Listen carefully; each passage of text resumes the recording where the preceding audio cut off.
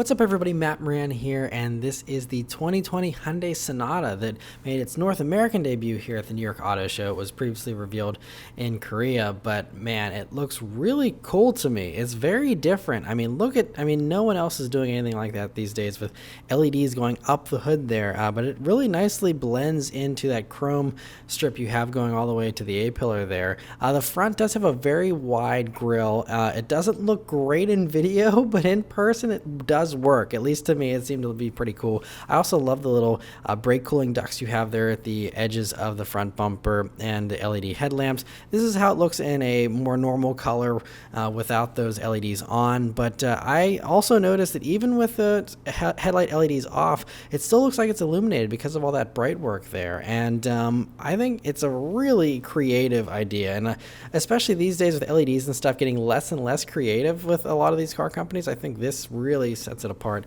The back end looks great too, with those taillights that are set, wide right at the edges of the bodywork there, and that whole thing lights up too, which is cool because some others look like parts of it light up and they don't. The whole thing lights up and does look very good there, and so I think the styling, you even have a little bit of a duckbill there in the trunk lid. The back end, the styling does remind me of a Civic a little bit.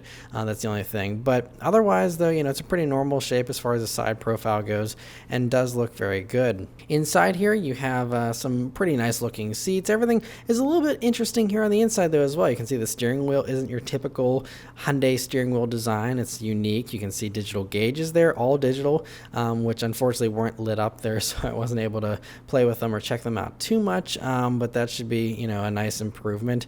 Over towards the center there, you'll see a 10.25-inch touchscreen display. Thankfully, still a touchscreen there, and I think that's very nicely incorporated right at the top of the dash. There's also some knobs there that look like they're metal or something for climate control. The shifter area looks very interesting there, though, with the way that's arranged. It seems a little unfinished, I don't know. But there's also some hard plastic still around by the transmission tunnel and stuff. So, there isn't any disguising that this is probably going to try and hit a little bit in a lower price category than, some of the other stuff like a Mazda 6, which has a little bit more soft touch materials everywhere. But this is how one looks with this caramel colored interior, which looks a little more luxurious. Trunk space also looks very, very nice and large. It was very poorly lit here in this corner of the auto show, so can't see that too well, but it is a very long and very wide trunk.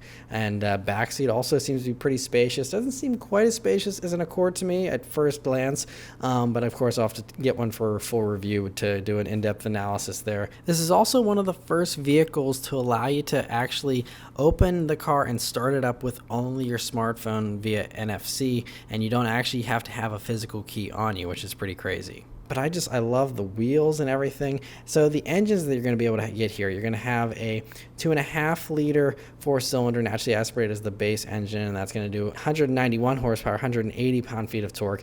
And then interestingly, the top motor for the SEL Plus and Limited is going to be the 1.6 liter turbo, which only does 180 horsepower, so less horsepower, but then you have 195 pound-feet of torque. But even that, being the top motor, seems a little underpowered considering most competitors have their top engine options being in the mid 200s or even 300 horsepower with the Camry V6.